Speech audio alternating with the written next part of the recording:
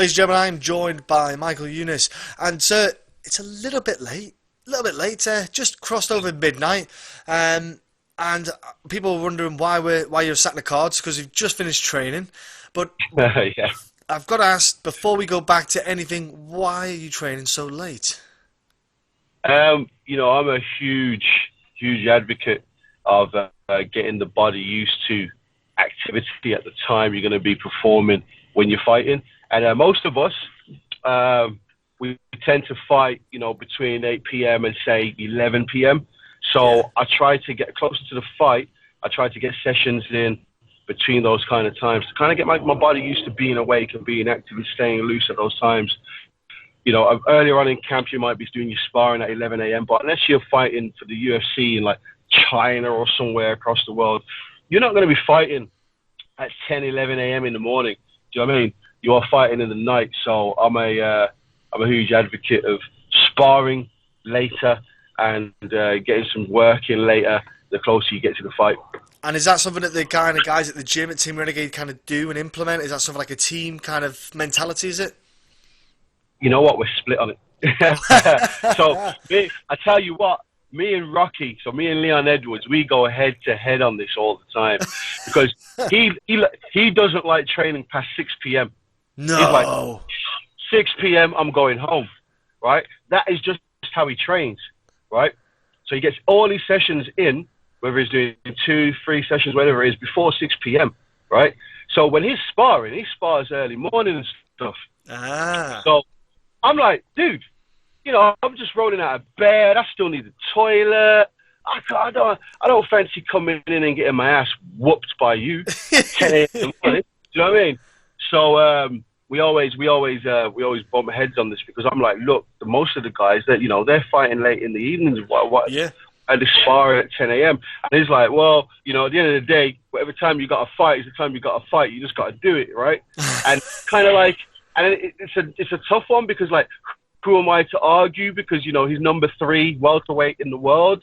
Do you know what I mean? Yeah. He's not doing all right. He's doing all right. It's paying off all right for him. Yeah. You know what I mean? He just beat the Santos.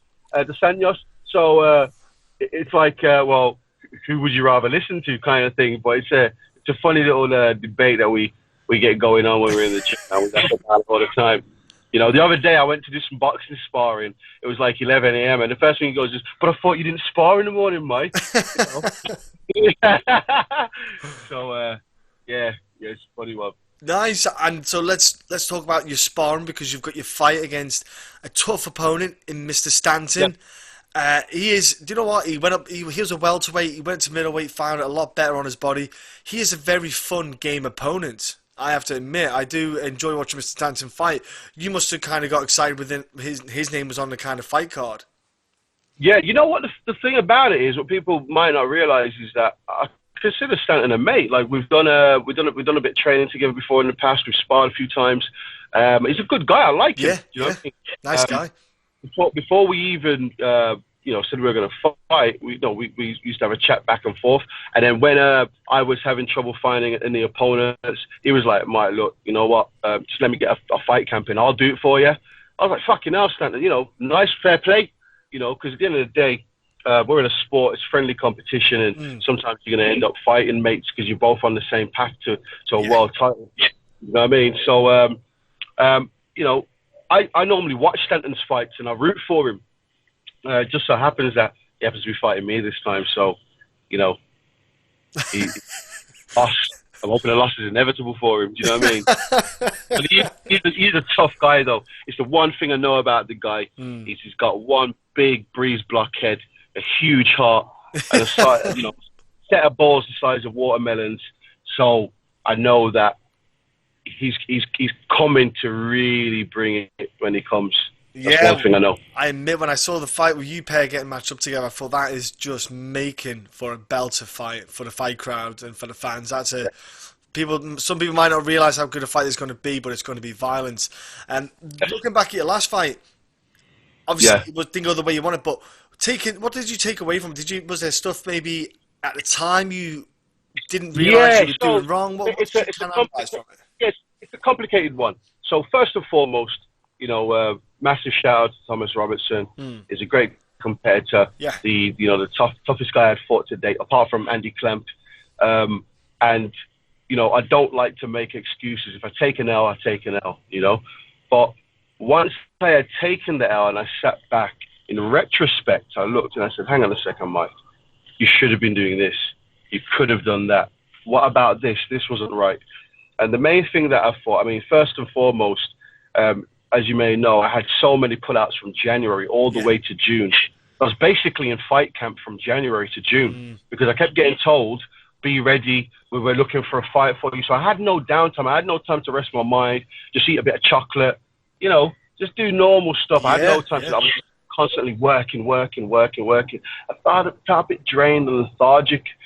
The other thing was that, and a lot of people, you may yourself know, being someone who's been in the fight game, there were a few things in the background at home that weren't quite correct. So they were affecting me psychologically, and I didn't appreciate how much they were affecting me until I was walking to the cage. Do you know what I mean? So, again, I don't like to make excuses, but these are things that I've rectified and I've fixed for this fight. I had some downtime. I was out of the gym for almost 2 months. I didn't do anything at all. Just relax, let my body recuperate, put some weight on. And I just feel much better now. I really honestly do. I know it's cliche. People say, "Oh, it's the best I've ever felt."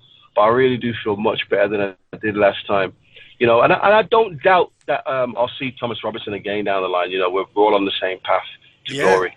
Absolutely. Well, I was going to say, because a 6-month camp, so to speak, keeping your body at that higher level, kind of like revving a car on a high, like revving high for so long, there's a potential burnout because you can't have you can't have that mindset for 6 months straight. You need to. You can't. No, it's not mentally good for you. It's mentally bad because it'll have an effect on your sleep. It'll have an effect on your body. Recuperation, like you say, is not really there.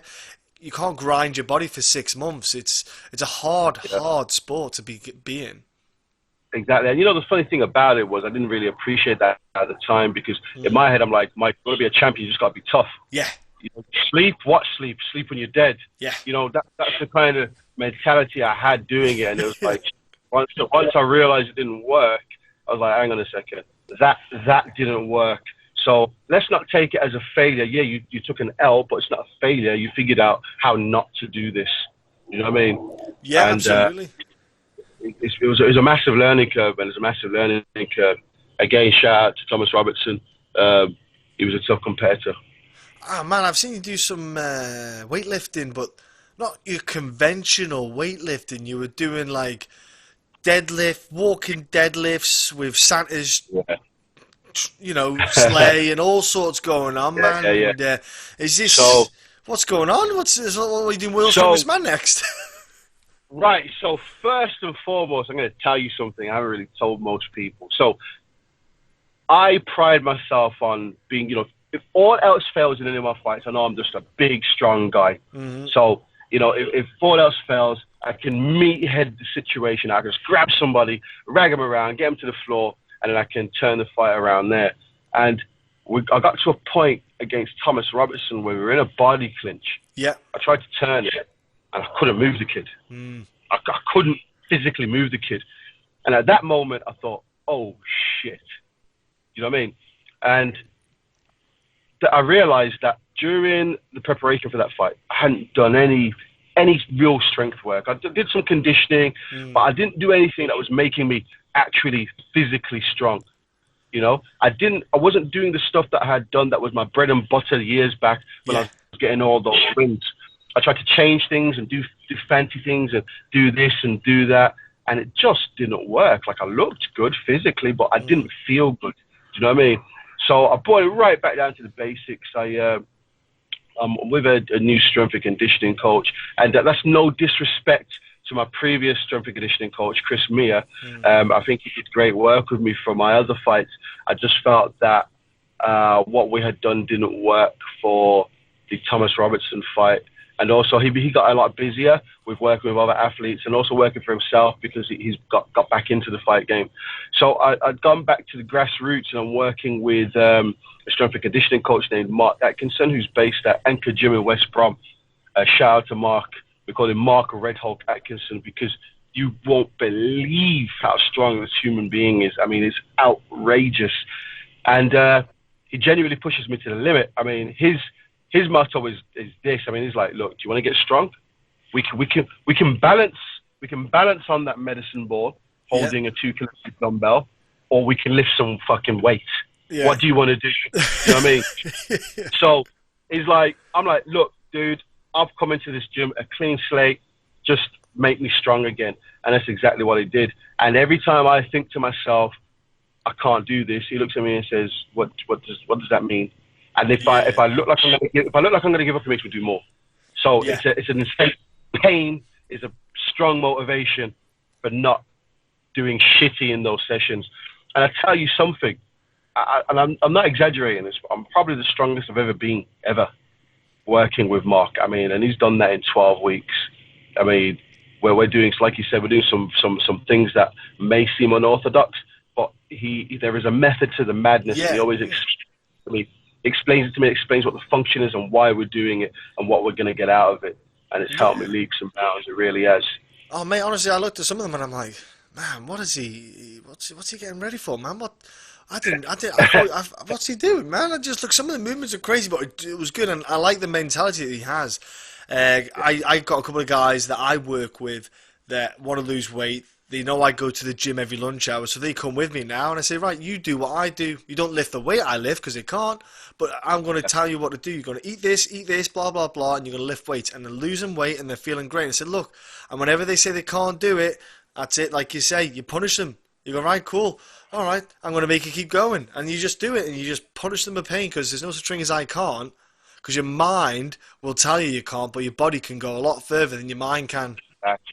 Exactly, and that's kind of what I've taken from this as well. You know, I'm pushing my body and my mind to limits that I've pushed them to before. Do you know what I mean?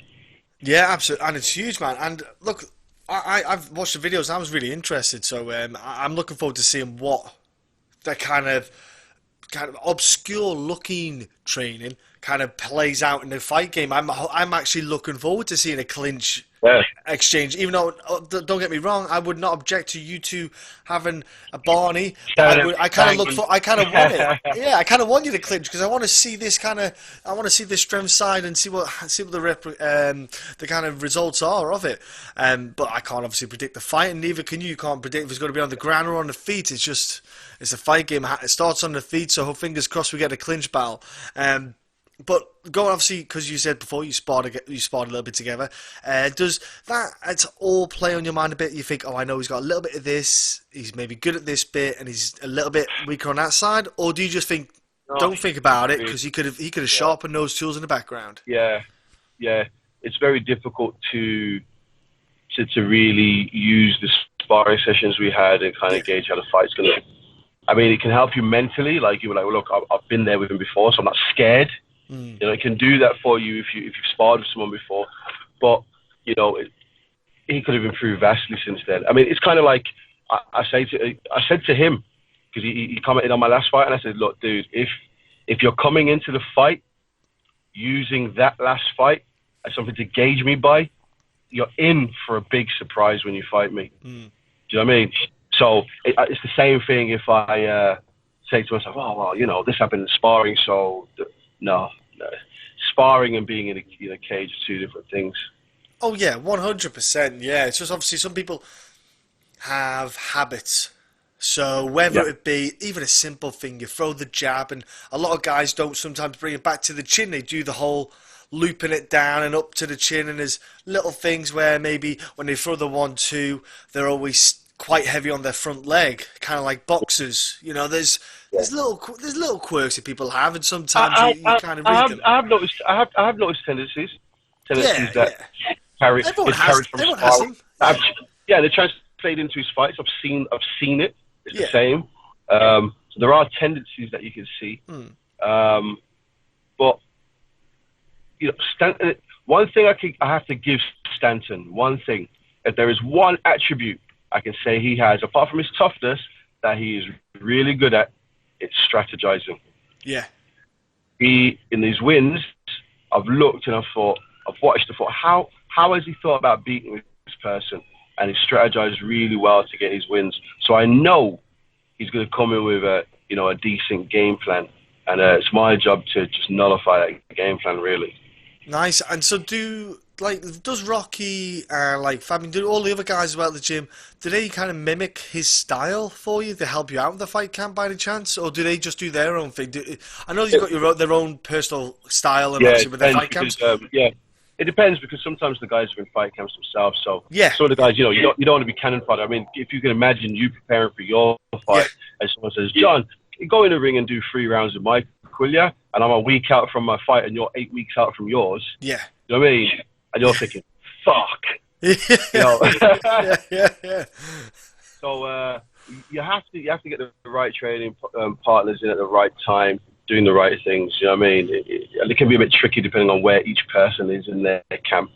You know, at the end of the day, sometimes you're going in the ring and you're thinking, I've got to think about me. John has got to think about John. So you do what you've got to do. You're thinking, fuck, trying to pretend to be him. I'm going to get fucked up if I do this. Yeah, it's a tricky one. It is a tricky one, yeah. Sometimes it can help. I suppose kind of obscure styles maybe is something to try and mimic, because it's hard to kind of replicate that with not every gym. Like Clay Guida would be an example. He's got a very erratic style. He'd be someone that you'd want to try and mimic, because you can't just grab a Clay Guida off the street. Obviously, outside of the fight game, you said you had your downtime and everything.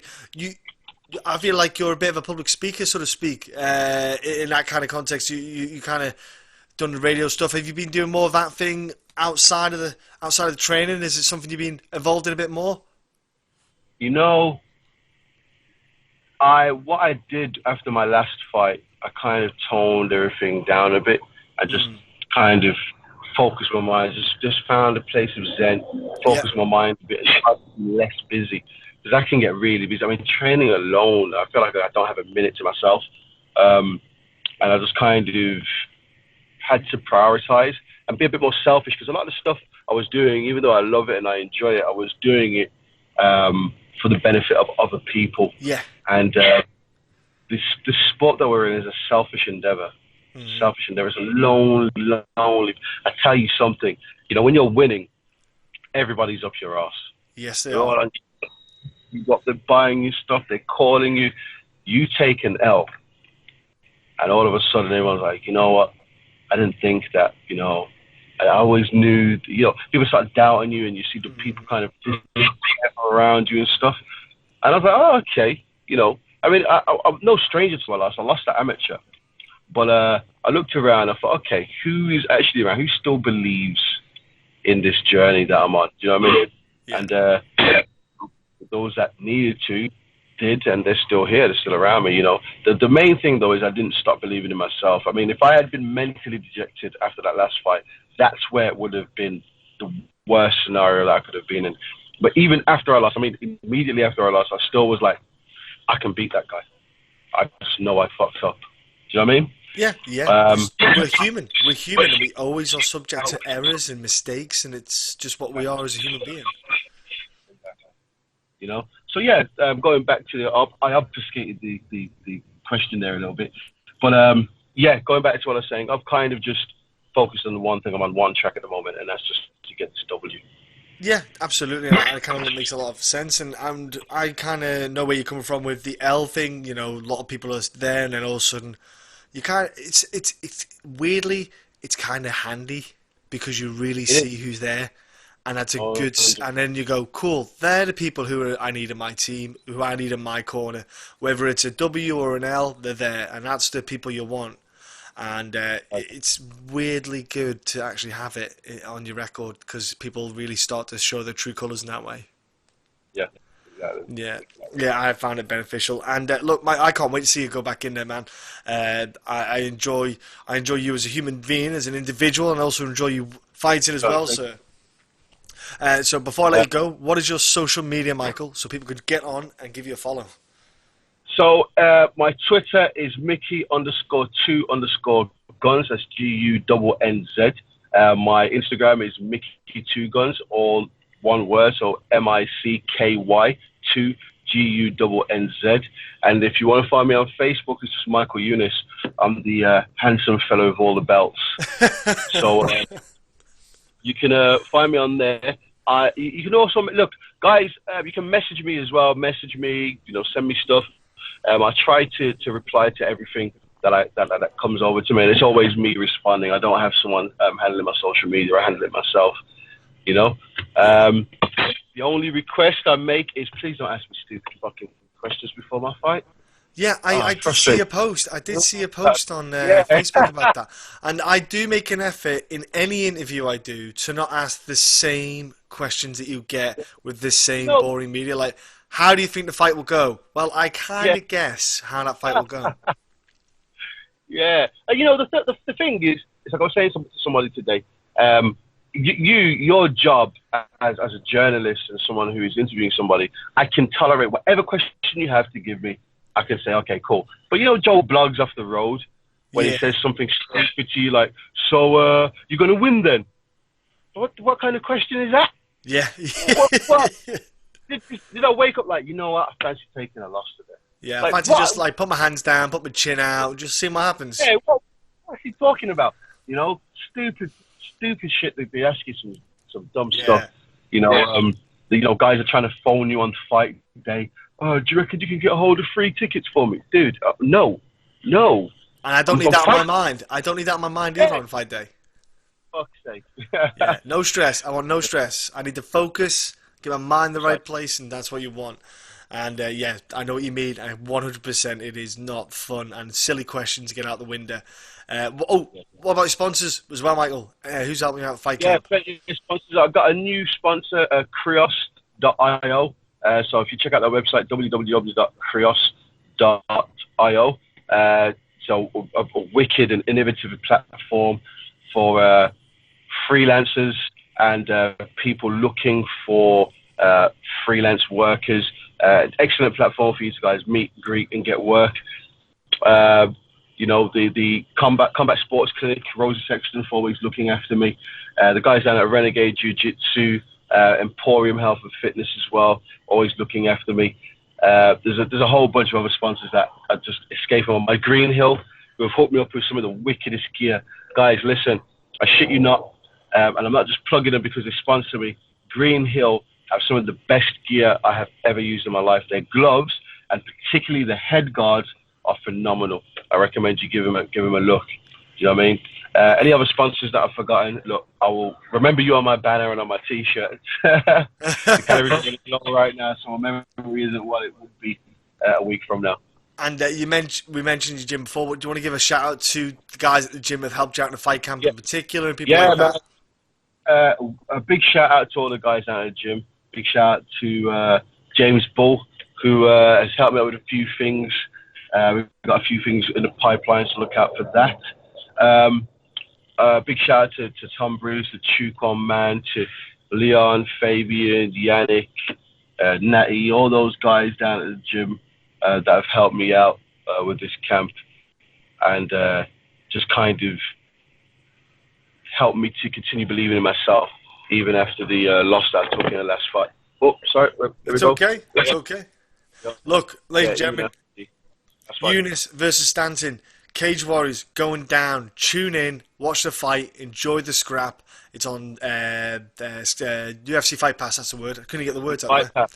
Pass. It's on UFC Fight Pass. Pure savagery on Saturday. Pure savagery. That's what you're missing. I'll be watching it, so you will watch it, people. Thank you very much, Michael. Thank you for your time, sir. Thank you very much, John.